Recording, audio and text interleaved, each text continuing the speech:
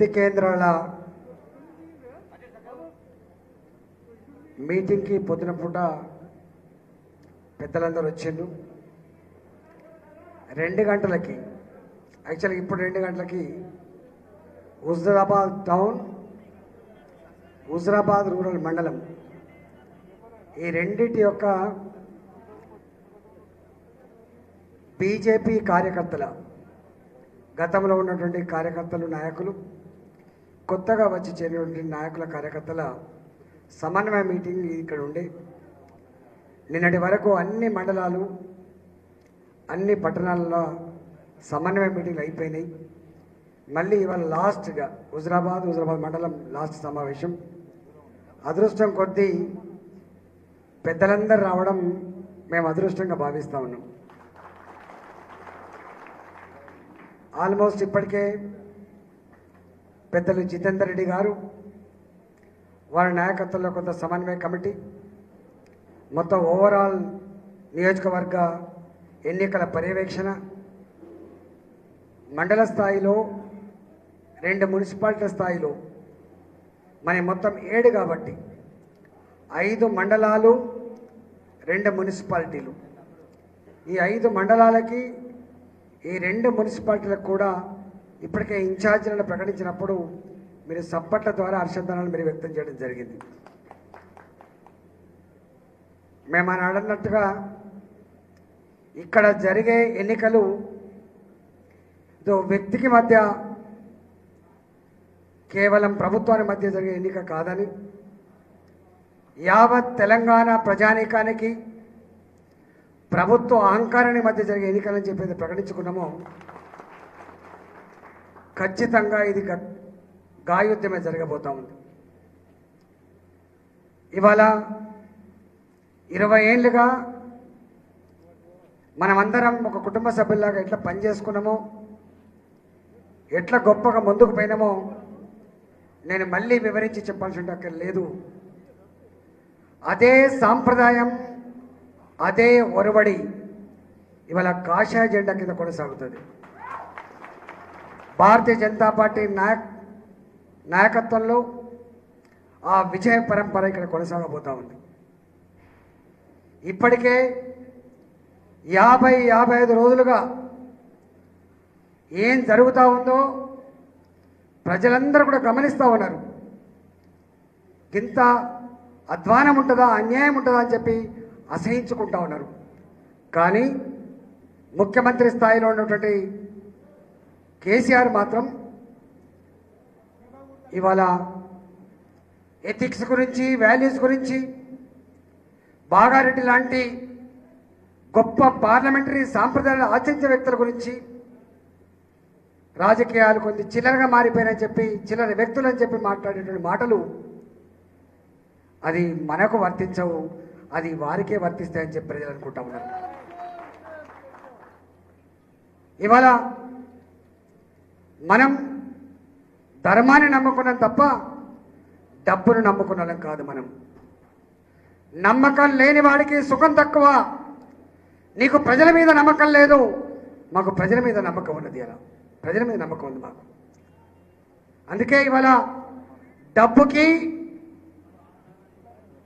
ధర్మానికి, ప్రజలకి, ఇవాళ అధర్మానికి మధ్య ఇక్కడ యుద్ధం జరగబోతాం.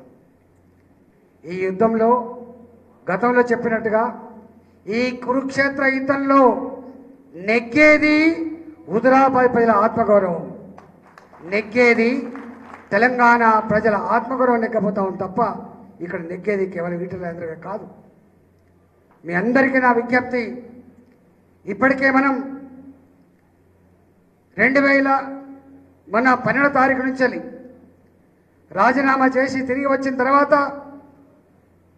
ప్రతి గ్రామంలో హారతులు బట్టి తిలకం తెత్తి, బిడ్డ నీకు అన్యాయం జరిగింది, ఈ అన్యాయాన్ని ఎదిరించగలిగే సత్తా మా చేతుల్లో ఉంది బిడ్డ, భయపడకును అని చెప్పి ఆశీర్వాదం దొరుకుతుందో దాన్ని కల్లారా మీద చూస్తూ ఉన్నారు.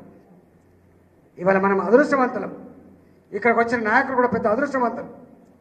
నాకు తెలిసి ఏ ఊరికి పోయినా, ఏ ఇంటికి పోయినా మీకు ఎందుకు ఓటు వేయాలి అని చెప్పే వాళ్ళు మాత్రం ఉండరు ఇక్కడ.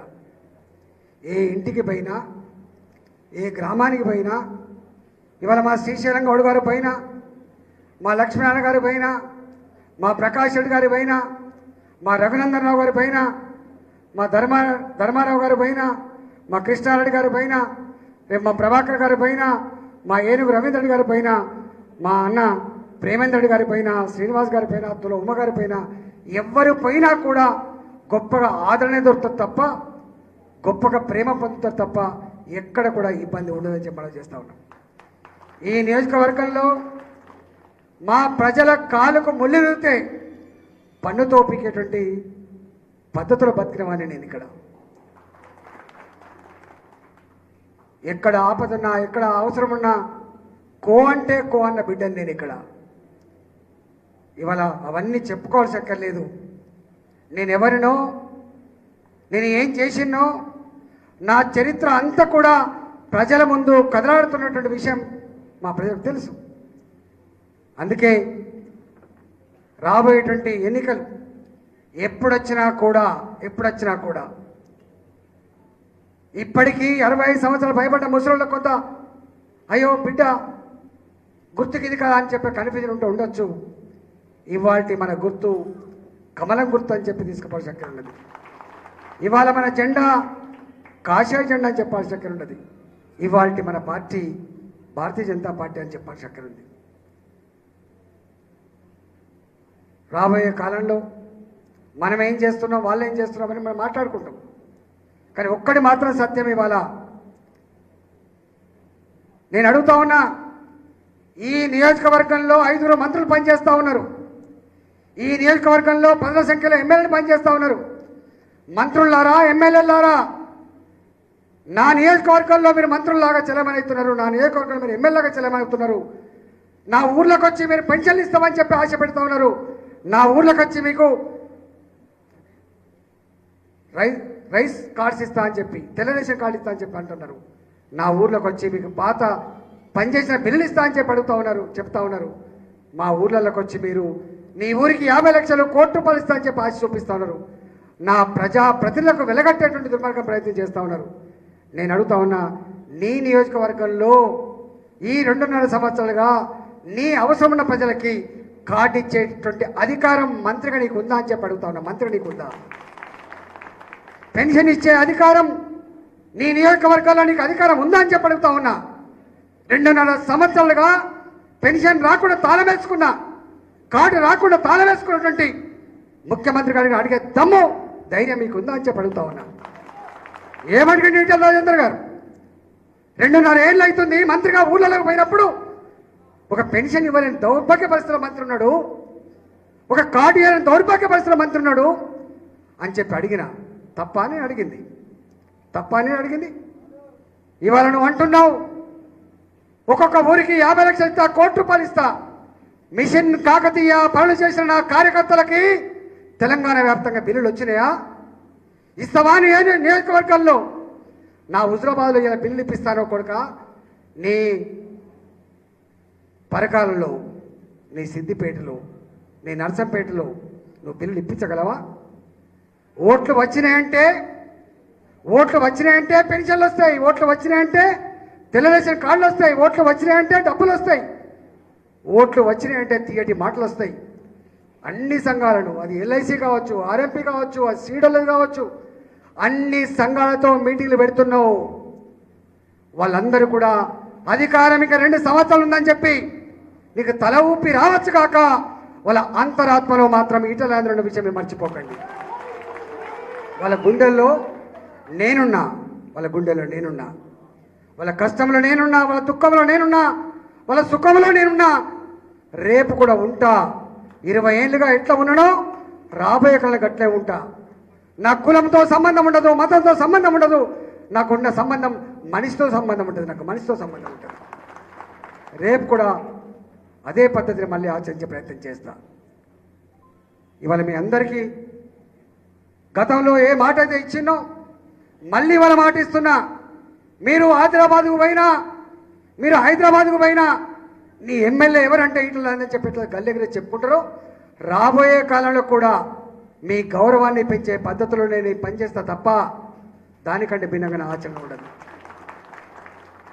20 ఏళ్ళుగా మీ కళ్ళల్లో కదలాడే బిడ్డను నేను, 20 ఏళ్ళుగా కాళ్ళలో మీద బిడ్డను నేను, 20 ఏళ్ళుగా తెలంగాణ ఆత్మగౌరవ బావుటాని ఈ నియోజకవర్గంలో కాదు యావత్ తెలంగాణలో వ్యాపింపజేయడంలో అన్నిటికంటే మిక్కిలి ఆనాటి ఆంధ్ర సభలో ఎలుగెత్తి చాటిన బిడ్డ ఈ బిడ్డ నీకు.